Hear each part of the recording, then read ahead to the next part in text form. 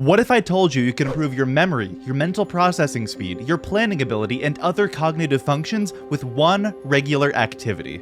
And that activity is playing music. I've been a musician for basically my whole life, and I grew up in a very musical household. I started my musical journey playing trumpet in middle school, picking up my first ocarina in 2011, and singing in choir through high school and college. Even performing with the likes of Joe Hisaishi and Andrea Bocelli. This is not to brag at all, but it's to illustrate that music has been a very core element of my life for basically my entire life. I realized that I feel best when music is in my life. And when I lack music, something feels missing. I've been in a bit of a musical funk lately, not as in like funky music, but as in like, I'm not singing and I'm not playing my ocarina with any regularity, and that's lasted for almost a year. I've always been told that playing music is great for your brain and your mental health and all of that, but after feeling more down more frequently lately, I've decided to research why. That's where I came across this article from Penn Medicine. Okay, we'll zoom out now. The article is titled, Playing an Instrument, Better for Your Brain Than Just Listening. Link is in the description. To summarize, playing music is like a full workout for your brain. It engages both the right and the left sides, as well as many sensory inputs all at once. Most instruments require each hand to do something different at the same time, which engages your peripheral nervous system. This is responsible for like finger movement and gross and fine motor skills. I'm in marketing, not medicine. If you have questions, don't ask me.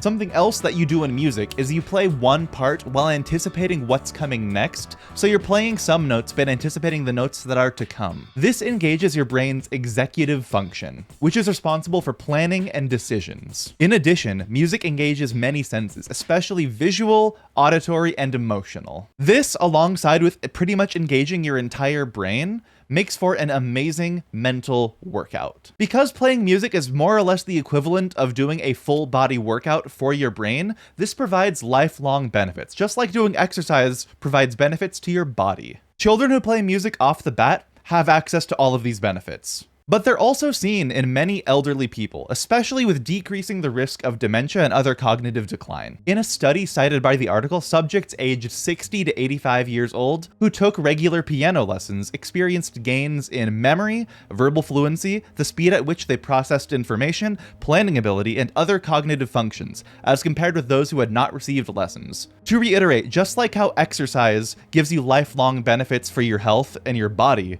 playing music is the exact same specifically for your brain. And on top of that, it's fun. And fun is good for you. And music is also a great stress reliever. This article by Penn Medicine also tells the stories of numerous doctors who participate in some orchestral activities or other music in their free time. One such example that really stood out to me is that of surgeon Jose Pascual. Aside from being a surgeon, he plays in an orchestra. This provides him a lot of emotional relief and an escape from his literally day-to-day life or death work.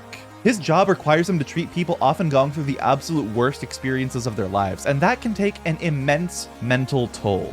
Music provides an outlet for Jose to get stress relief as well as have a total escape from thinking about all of the difficult things a surgeon has to go through on a daily basis. And aside from this article and aside from this study, there are more benefits to playing music, some of which are anecdotal, some of which are personal experience. For example, I felt mindfulness similar to meditation when just doing chill jams on my ocarina. Learning an instrument is also a surprisingly useful skill, as well as being a great way to annoy your roommates. But circling back to me personally, music is a part of my core identity and it's largely been missing over the last year. I used to have choir rehearsal twice a week, sometimes 3 times a week, and I used to play my ocarina all the time just for fun. And generally, I would seek out musical things to do on a regular basis. Given all the benefits that music has, I really need to get back on it. I've actually been forced to put music front and center in my life once again because it's the yearly tradition of Oktober, the premier annual digital ocarina event where numerous ensembles and their members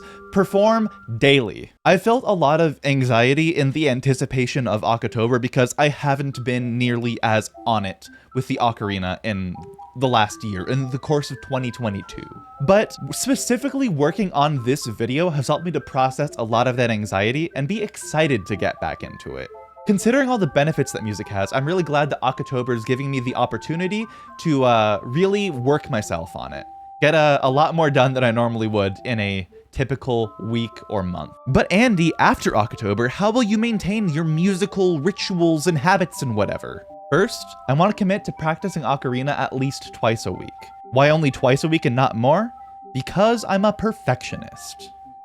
Problematically so. I'm much more likely to follow through with something like this if I make a smaller commitment.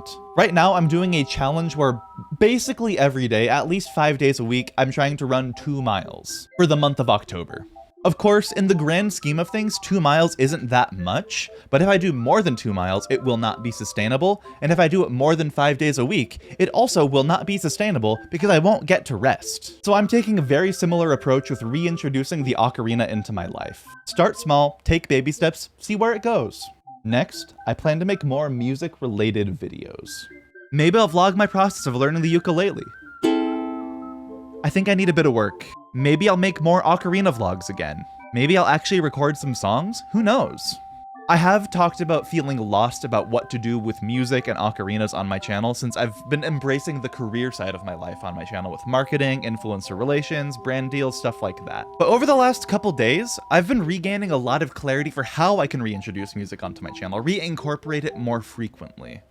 I can do both. Last on my to-do list for reincorporating music into my life, I want to find more ways to do music with people. Of course, I can start with Okabanda, and I'm in the midst of that right now for October. But I want to find more ways to prioritize making group music again. I've shared the action steps that I'm going to take to incorporate music more into my life, but what can you do? If you used to play an instrument, sing, or some other musical activity, try to reincorporate that into your life. If not, maybe pick up an ocarina. As instruments go, it's one of the easier ones to learn, and I have a lot of content that can help you get started. And if you don't have one yet, I recommend watching one of my older videos from about 2 years ago on which ocarinas to avoid. Click that right there. Thanks for watching, subscribe for more, and get musical.